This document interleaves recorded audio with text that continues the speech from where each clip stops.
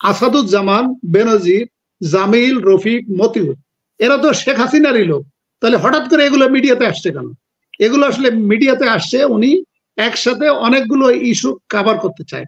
এক হচ্ছে আমেরিকাকে বোঝানো যে আপনি তো আমাকে হেল্প করেছেন, ভারতের সহায়তায় আমি ক্ষমতায় আছি, এবং আপনি যেহেতু আমাকে কিছু বলছেন না, তার মানে আপনারও একটা সম্মতি আছে। প্রথম লাভটা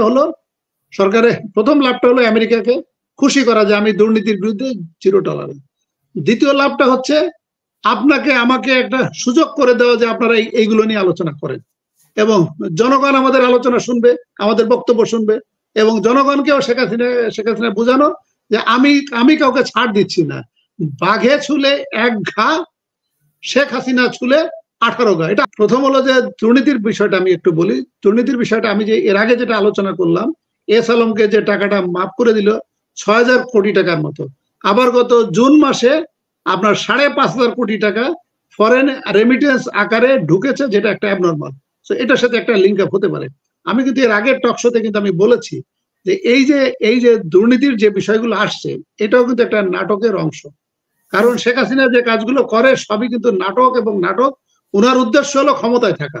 ক্ষমতায় থাকার জন্য যা যা করার দরকার she will do it if require.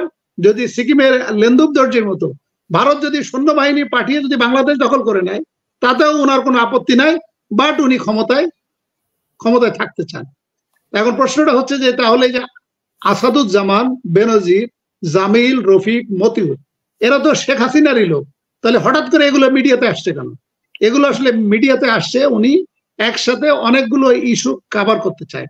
এক হচ্ছে আমেরিকাকে বোঝানো যে আপনি তো আমাকে হেল্প করেছেন, ভারতের সহায়তায় আমি ক্ষমতায় আছি, এবং আপনি যেহেতু আমাকে কিছু বলছেন না, তার মানে আপনারও একটা সম্মতি আছে।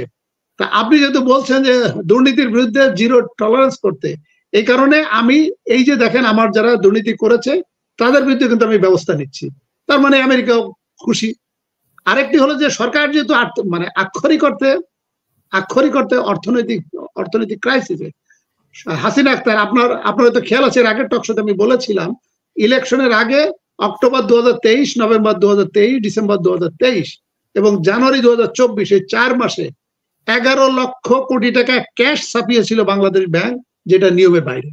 তার মানে ওই টাকাগুলো কিন্তু মার্কেটে আছে, কিন্তু ওই টাকাগুলো মার্কেটে থাকার কারণে এই টাকাগুলো কিন্তু ইনফ্লেশন হচ্ছে মানে হয়েছে।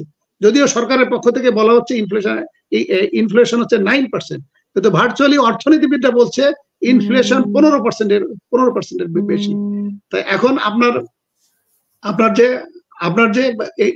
এই যে এখন যে হাসিনা আক্তার, এখন যে শেখ হাসিনা যে দুর্নীতি যে কাজগুলো করছে, এটা হলো যে এখন বেনজির, আসাদুজ্জামান ভাই এদেরকে বলা যে তুমি তো লাভ কি, সরকারের লাভ কি?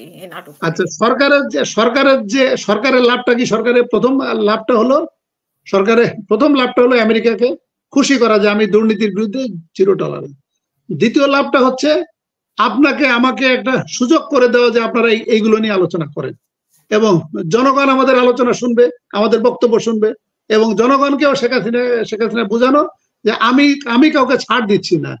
বাঘে ছুলে এক ঘা, শেখ হাসিনা ছুলে 18 ঘা। এটা আমার বক্তব্য না, এটি সুরঞ্জিত সেনগুপ্ত একাধিকবার বলেছে যে বাঘে ছুলে এক ঘা, শেখ হাসিনা ছুলে 18 ঘা। এই কারণে উনি সরকার কি করছে? জি, মানে এটা আলোচনায় রেখে এর আড়ালে সরকার কি করছে? আচ্ছা, এটা আলোচনায় রেখে আরেকটি হচ্ছে এদের কাছ থেকে বলা যে ধরেন বেনজিরের 1000 কোটি টাকার সম্পদ আছে, বেনজিরকে বলা যে তুমি তো অনেক সম্পদ ইনকাম করেছো, তুমি 800 কোটি টাকা দিয়ে দাও, আমি যেখানে দিয়ে দিতে বলি, আমি যে অ্যাকাউন্টে দিয়ে দিতে বলি, বা যার কাছে দিতে বলি, বা যে স্থানে দিতে বলি, তুমি এটা দিয়ে দাও। অথবা জামিলের ধরেন আছে 500 কোটি টাকা, জামিলকে বলবে যে তুমি 400 কোটি টাকা দিয়ে দাও, তাহলে তুমি কিন্তু থাকতে পারবা না, তুমি চাকরিতে থাকতে পারবা না, তুমি জেলে যাবা, যাবজ্জীবন কারাদণ্ড হবে, সামাজিক ভাবে তুমি হেয় হবা। সো এরা তখন বাঁচার জন্য বলবে যে তাহলে টাকা কোথায় দেওয়া লাগবে। এদের অনেকের টাকা আছে বাইরে, দেশের বাইরে, তখন বলবে যে দেশের বাইরে অমুক জায়গায় তুমি টাকাটা দিয়ে দাও, এই টাকাগুলো আমাদের রেমিটেন্স আকারে বাংলাদেশে ঢুকবে। আর যাদের টাকা বাংলাদেশে আছে ওদের টাকা বলবে যে তুমি ক্যাশ টাকাটা এস আলম অথবা এস আলম বা আজিজ গ্রুপ সহ যারা আছে আমার বিজনেস অলিগার, ওদেরকে তুমি এই ক্যাশ টাকাগুলো অ্যাকাউন্টে ট্রান্সফার করে দাও, যা করার ওরাই করবে। এই কারণে শেখ হাসিনা এগুলো নাটক করছে, এবং যারা এইগুলো করছে ওদেরকে একটা মেসেজ দেওয়া, আমি তোমাকে বাঁচিয়ে দিলাম, তবে তোমাকে খেয়াল রাখতে হবে আমার ক্ষমতা যাতে নড়চড় না হয়। এই বিএনপি জামাত বা অপোজিশন যদি মাঠে নামে, তাহলে তুমি যেভাবে লাঠি দিয়ে ঠ্যাং ভেঙে দিয়েছো এবং ঠ্যাং ভাঙা সহ আরো যা যা করেছো, তোমাকে কিন্তু ওই কাজটাই করতে হবে।